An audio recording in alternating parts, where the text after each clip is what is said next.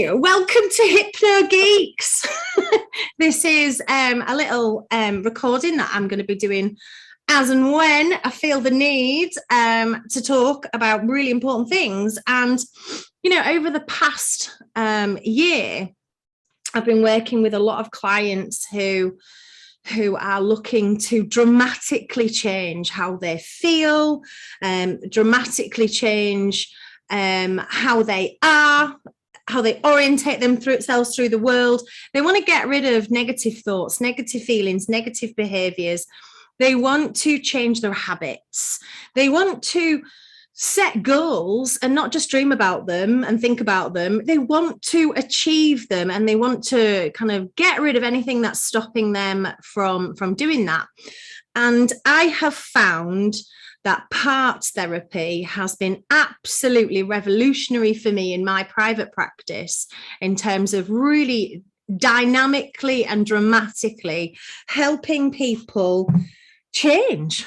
But not only change, helping people to dramatically change, but resolve those inner conflicts, get rid of the negative inner voice, stop the negative thoughts and the negative beliefs that are preventing them from stopping smoking, preventing them from reducing their use or stopping using cocaine or reducing their use of alcohol or stopping using sugar as a tool of comfort. And there are, across the world right now, huge amounts of therapists discovering the massive benefits of parts therapy and its variations. I've come across it being called ego state therapy. Some people call it submodalities or subpersonalities. Some people call it voice dialogue therapy because you do have a little chat with yourself in your head. I recently studied IEMT, where we did parts therapy, open eye. And there's also internal family systems therapy, which looks at the parts and says that everybody has a role to play within a therapy, within a family, and that each of our parts of our personality represent a different family member. But whatever name you use, I really don't care. This is an amazing technique, and it really, really does help clients solve inner conflicts. I should just mention Charlie Tebbets, who I really believe was hugely to blame, all his fault that we love this. He was a hypnotherapy trainer, teacher, and a real pioneer in the clinical hypnotherapy world. He wrote an amazing book called Miracles on Demand, which I still have not read because whenever I look to buy it, it's between £200 and £700. So if anyone can get me a copy cheaper than that, I would love it. But I have kind of looked at paper copies.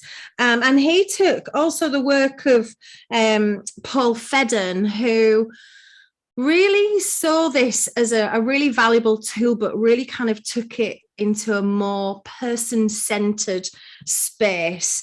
And you know what? I love teaching. I love teaching parts therapy as well. And I know that Rachael, who is from the Hypnotherapy Relaxation Clinic. Rachel's one of our graduates at the Northern College of Clinical Hypnotherapy, and Rachael completely fell in love with parts therapy, and actually I think is probably more of an expert on it than me now. Which is amazing. So I just want to do a quick intro. This is Rachael from the Hypnotherapy Relaxation Clinic, and Rachael and Esther, they are business partners, soul sisters, and they have been running the Hypnotherapy Relaxation Clinic for an entire year now. Happy birthday, Hypnotherapy Relaxation Clinic. What an amazing success story. And I'm sure parts therapy has been, you know, greatly to blame for a lot of your successful, from your positive results that you've been having in your clinic. Tell us a little bit about yourself, Rachael. Hello. Yes. So expert in parts therapy. I wouldn't go as far as that, but a true obsessed lover of parts therapy. I have been reading and fell in love with parts therapy via Roy Hunter. So yeah. He was really closely associated with Tebbit and kind of like his student, and he's perfected it in a way that it resonates with me, and so I enjoyed his book on it, and yeah, have a read. I really recommend that one. And yeah, just, and that one is Hypnosis for Inner Conflict Resolution, an introduction to parts therapy by Roy Hunter. It's on our college recommended reading list as well. It's fab. Oh, it is. It's really fab. And I lost you. It's all right, you're back. There was a little frozen moment as we got excited about Roy Hunter's book. Yeah, let's all go out and buy the book. Or so yeah, I mean, I read it and it just really resonated with me, and I could see how mapping out all the kind of aspects of your personality and getting to know them first and foremost, not even having to do anything with them or change them or alter them, but essentially, I think, getting to know yourself as a whole and understanding that as an individual, you'll have different personalities for different situations, and that's okay. That's a common thing for everybody, and it makes so much sense. And then if you've got any kind of conflict, you can associate that not to you as a whole. You are not wrong, or there's nothing wrong with you, but there is a part of you that's not working in the way that you wanted to, or behaving that you wanted to.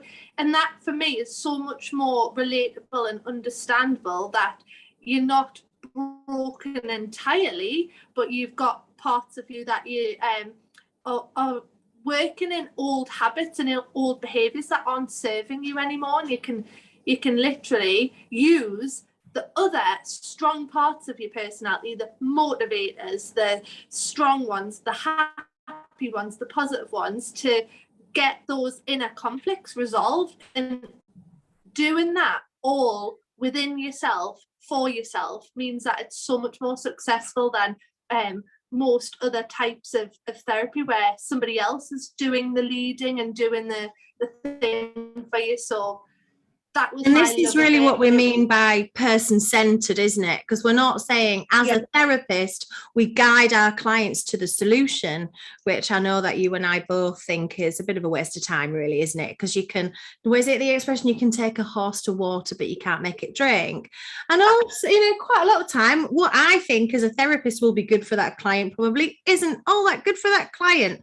So what we really want to do is we want to actually establish that, we're not really broken. We're not really broken. We've just had experiences that have altered our perceptions. We've had learning from those experiences that have made us want to react or respond in a different way. And actually, when we can have new knowledge, when we can update those parts of us that have stored that learning, that information, we can actually find ways to heal ourselves. We don't need somebody to fix us. We just need to understand. And it's kind of an exploratory process, isn't it, working with clients using this technique? So our personality is made up of lots of different parts, and all of these parts came into being through experiences that we've had in our lives. So there's a 5-year-old part, and there's a part that likes driving, and there's a part that's a student, and there's a part that loves learning, and there's a part that's possibly a little frightened child, and there may be a part of us. And I can see this just playing out on an average day. When I'm at home with my partner, I'm very different to the person who I am when I'm a therapist in my therapy room. I even wear different clothes. Like, there's no way that you're going to see me in my therapy room in my fairy onesie. That's a different kind of dynamic to my personality. And I have those like different hats, if you like, to wear in different places. And that's kind of how we see your personality. Your personality is fluid. It changes depending on where you are. But our personality parts, if you like, are aspects of the subconscious, and each of the different parts has a job, has a function, has a way of doing things, has a way of being, just like when, you know, we're at work, we're a very different person to when we are at home or when we're with friends. All those different parts, we then access those different parts that have come from those different life events, and we access them best when people are in trance. So I guess it's a bit like when I'm working with people who are smoking. There'll be a part of them that'll say, look, I want to stop smoking now. I want to kick the football round with my grandkids, and I want to be able to climb the mountains when I'm in my retirement and not get out of breath. And I'd like to have better health and more money. But then there's that other part that loves the smoking, that gets loads of pleasure out of it, that finds that, you know, when they have a cigarette break from work, they can get outside and avoid their boss and have a few moments of nice relaxed breathing with maybe a group of friends and having a nice chat. So all that pleasure part is going, oh, no way, I'm not giving up this, it's far too good. And so that's when we have that kind of inner conflict right there. So what we do with parts therapy is we call out those parts, a bit like what Rachel was saying. We call out those parts. We maybe then call out the part that's motivating. We call out the part that's determined. We call out the part that can update the part that loves the smoking to the fact that actually it's not really very pleasurable. Like when you really think about it, you're inhaling smoke. Yeah, we're meant to cough when we inhale smoke. It's not a good idea. The only thing that's really good for you to inhale is fresh air. And actually, it's not a very pleasurable experience. It's just we've attached all these ideas and parts have developed that think it is, but it isn't really. So we can update information or we can compromise with the parts.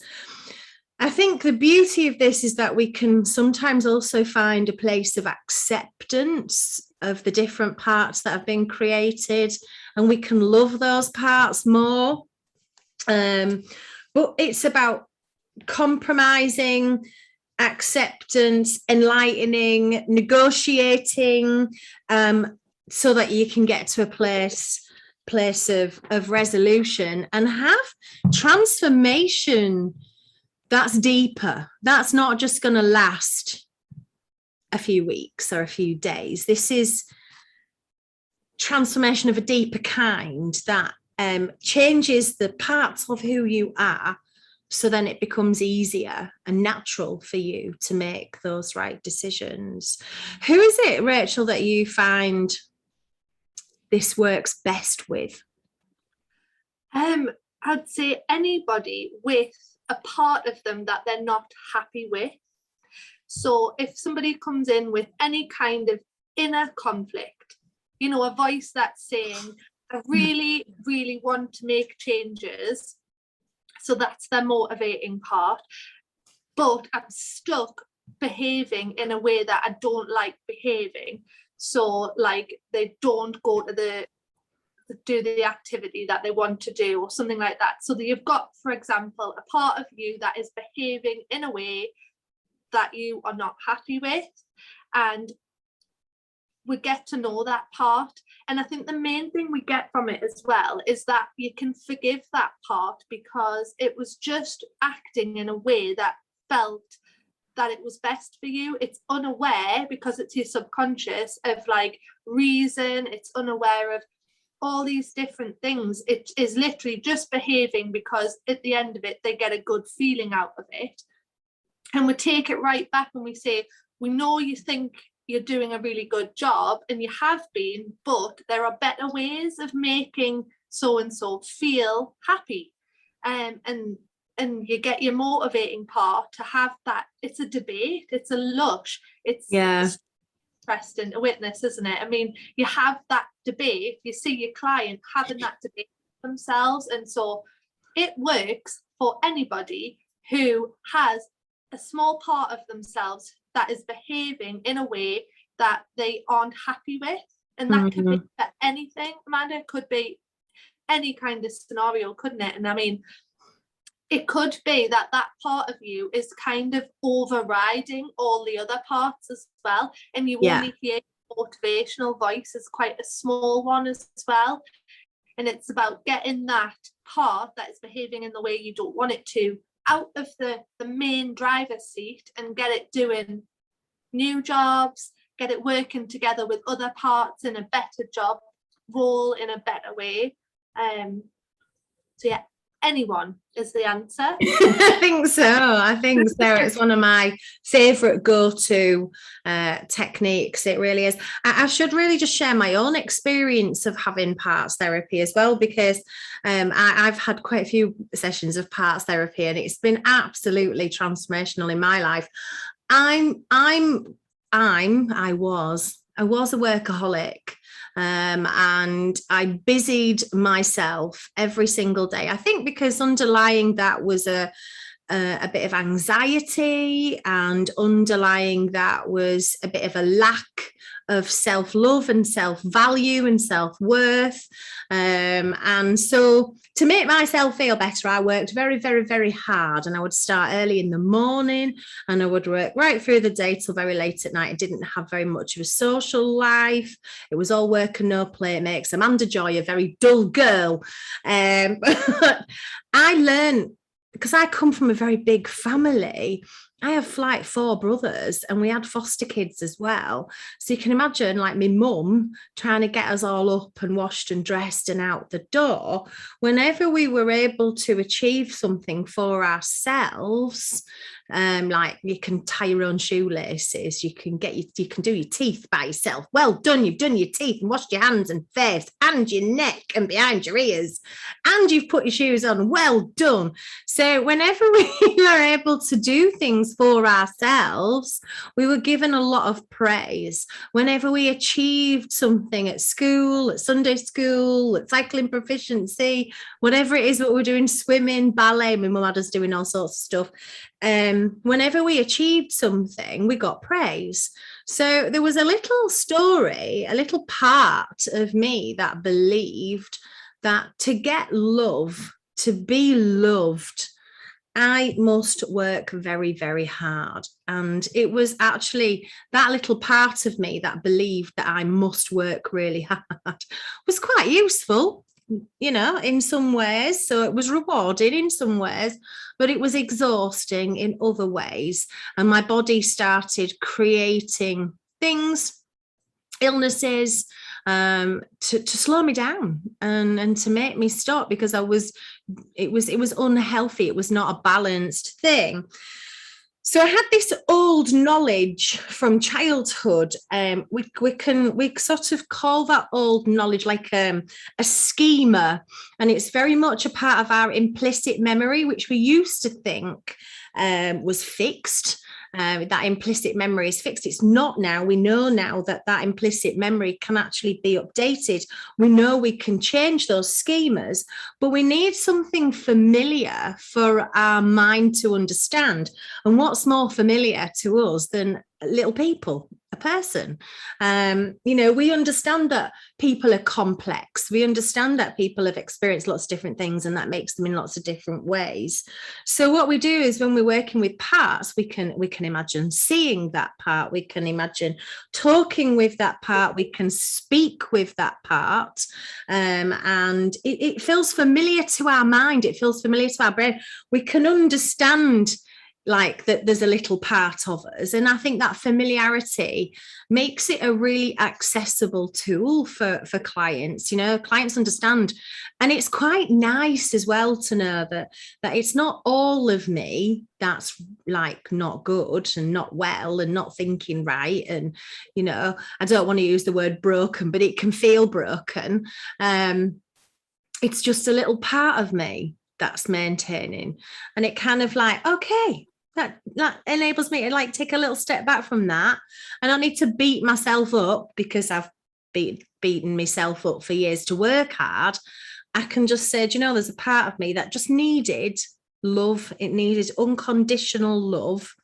And I, you know, managed to find that and connect with that part and understand what it needed. And it created huge dynamic, dramatic changes in my life, and still is, you know, creating new and wonderful dramatic changes in my life, just having that understanding. What's your experience of parts been like?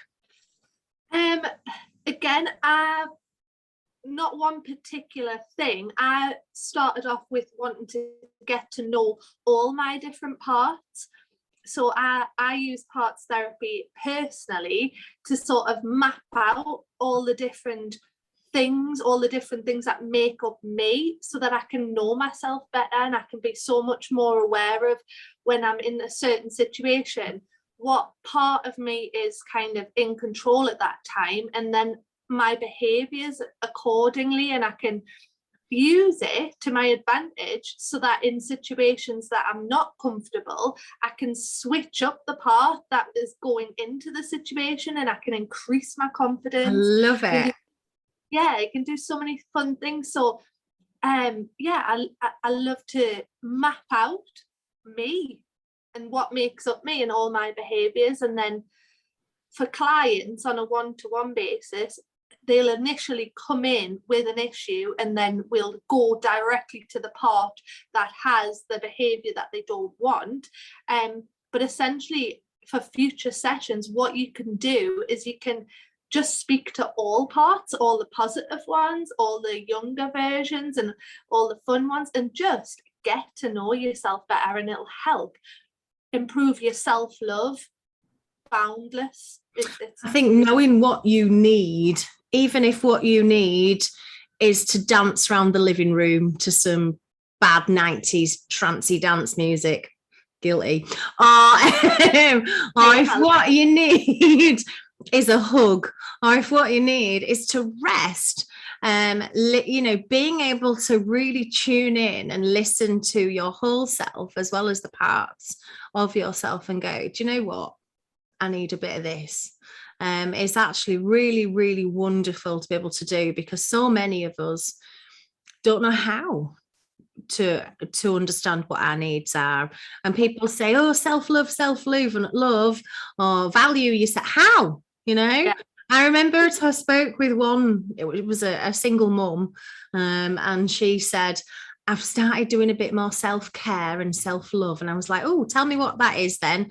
And she was like, well, I've got the baby just outside the shower door, and I've got one foot on the baby rocker, rocking the baby while I'm in the shower, and I spend a few more minutes in the shower than I would normally, but I just do some deep breathing. And I thought, oh, maybe that's all you've got time for, I get it, but that's not really self-love. People don't know what self-love is. People don't know how, and it doesn't have to come in the form of meditation or massage or spending time doing mindful activities in the shower. It can just be seeing a mate for a cuppa, getting out into some fresh air, you know, connecting with the countryside. But if you can listen to the part that needs, you know, well, whatever it needs, and actually understand what the needs are, wow, that's a really, really beneficial tool for clients. And those sort of parts that were behaving in a way that you didn't want them to, you can spend time with them, and you come up with a new sort of role or a new contract for behaving with them, and they are happy with the result as well. They are, you know, it's you debating with yourself, using really motivating and encouraging parts of you to say, come on, let's get this really feeling better, let's work together, let's come up with a new job role. So ultimately they want to protect you, but they're protecting you in a way that's, you know, behaving not good for you. You still say to them, okay, I want you to still protect me, you're going to still have that role, but let's do it in a different way. And you come up with the solution for that part personally, and it's wonderful. It's like, it makes you feel like you're actually working through and making changes as well. So it's really nice, really lovely. Amazing. I think my experience is that I just all of a sudden found I was doing a lot less, and I was setting myself more realistic like timings for working. I'm going to do 6 hours on this day, and this day, and that's it. I'm going to have this day for time out, where I'm going to have this day just for fun, and just actually mapping out my days. So, you know, I was prioritizing rest, relaxation, and fun over work, which was huge for me. To it as well, because it's like it's intrinsically built within you. You kind of automatically have those days off. So if you decide in hypnosis Sundays are your day for fun, you just Sunday fun day. You just automatically end up, it's a Sunday and your body is planned something fun for you to do, and it really sets your intentions, but they're deep rooted, aren't they? And they're actually become automatic. So it's great. Love it. Little Hypno Geeks session there, just talking about parts therapy. Massive thank you to Rachel from the Hypnotherapy Relaxation Clinic. And massive congratulations for your first official business birthday. I send my love to Esther too. And if you want to work with Esther or Rachel, you can just jump on Google and find the Hypnotherapy Relaxation Clinic. Rachel will map out your parts with you, and she'll support you to negotiate with the parts that are maybe holding you in negative thoughts, feelings, or behavior. And if you want to learn about parts therapy, of course, we teach parts therapy on our diploma training at the Northern College of Clinical Hypnotherapy, because it's a really amazing tool. So we do just give you a little introduction to it, and then encourage you to find Roy Hunter as well, because his training is amazing. Some of our students have just finished doing some Roy Hunter training, and I think I'm going to see a wave of transformation walking in through our college doors this weekend coming. It's a very, very did you see any of his recent? No, he was doing some training just recently. Amazing. He's back. Where isn't he? He's back. His wife's been really poorly, so I think he's had stuff going on. We're all humans, aren't we? So he's had a little bit of time off, but he's back doing training. Really get his book if you can jump on any of his training. Fantastic. And come and learn a little bit about parts therapy at the Northern College. Get a diploma if you fancy it, if it's for you, if you want to help people. Do it, you won't regret it. Thank you for your time, Rachel. I know you're super busy today, and it's just lovely to talk to you as ever. And see you soon. See you at the party. See you at the party. Bye.